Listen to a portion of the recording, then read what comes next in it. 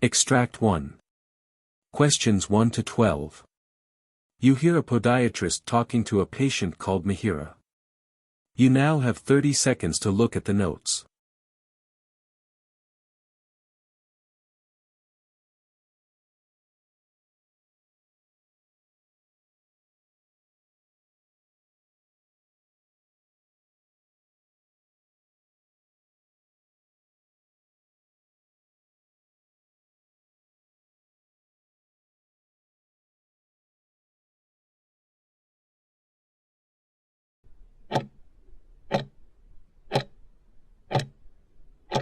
Good morning, Mihiraa. What brings you in today? Good morning, doctor. Well, it's my left foot, primarily. It's been a persistent nuisance, honestly. Could you please elaborate? Sure, it started subtly. A dull ache just behind the ball of my foot, almost radiating into my second and third toes. That was, probably 6-7 weeks ago now. Initially, I just thought I'd overdone it.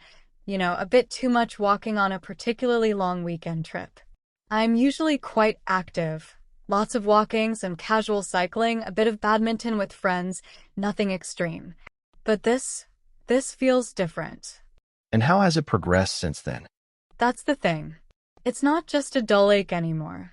It's become sharper, especially when I push off that foot, like when I'm climbing stairs, or even just standing up after sitting for a while. Sometimes, it's like a jolt, a sharp, almost burning sensation right in the metatarsal heads. And the tenderness. If I press underneath, between my second and third toes, it's exquisite pain. I've even noticed a sort of tingling and almost pins and needles feeling in those two toes, particularly after I've been on my feet for an extended period. It's not constant, mind you, but frequent enough to be concerning. And it's worse in certain shoes. Anything with a bit of a heel, even a low one, makes it considerably more uncomfortable. Mihiraa, have you tried any remedies at home? Oh, absolutely. My initial thought was just inflammation, so I've been religiously applying ice packs for 15 to 20 minutes, a few times a day. I've also been taking over-the-counter ibuprofen, about 400 milligrams, twice a day, especially on days when the pain flares up. That seems to dull the edge slightly, but it's definitely not a cure. I also tried resting it more, cutting back on my walks, but the moment I resume any normal activity, even just extended standing, it's back. I even bought some gel inserts for my shoes, thinking it might be a lack of cushioning, but they haven't made a significant difference. Based on what you're describing, Mihiraa, it strongly suggests Morton's neuroma. This is a common condition, especially among active individuals, where the tissue around the nerves leading to your toes thickens. It's often exacerbated by activities that put pressure on the forefoot, like running, or even prolonged walking in restrictive footwear. Given your history with badminton, it's plausible that it could be linked to repetitive impact or pivoting. Oh, is it? What's next then? For treatment, we'll start conservatively. Mihiraa, I recommend custom orthotic inserts to help redistribute the pressure on your forefoot and alleviate the nerve compression. I'd like you to continue with the RICE therapy needed. We'll also incorporate some specific stretching exercises for your calf muscles, as tightness there can sometimes contribute. I'll give you a handout with detailed instructions for these. And do you have any questions about the steps? Oh, is it? What's next then? Mihiraa, if after 4 to 6 weeks of these measures, there isn't a significant improvement, we might consider a corticosteroid injection to reduce inflammation around the nerve. Okay, 6 weeks. Got it. Thank you, doctor. This has been very helpful. Extract 2. Questions 13 to 24. You hear a hematologist talking to a patient called Mihiraa. You now have 30 seconds to look at the notes.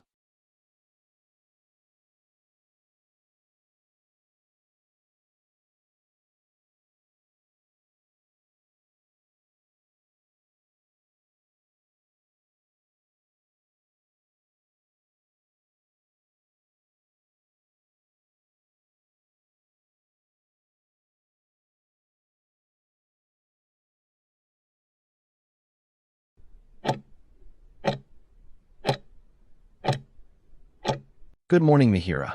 How are you feeling today? Hi, Dr. Evans. Honestly, I'm a little nervous. Ever since I felt that lump in my neck, I can't help but worry. It's completely understandable to feel anxious, Mihiraa. Can you tell me a little more about it? It all started about 2 weeks ago. I was just getting ready for bed, nothing unusual. As I reached up to feel the back of my neck, on the right side near my shoulder, I noticed this bulge. It surprised me because it's new, and I haven't been sick recently, so it's got me concerned.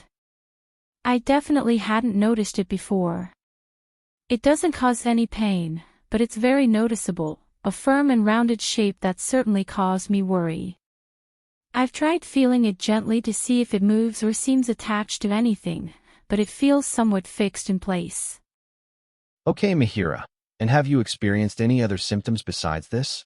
Well, I have been feeling more tired than usual lately. Like, even getting through a workday is a struggle. I've noticed some unintentional weight loss, even though I haven't made any effort to lose weight.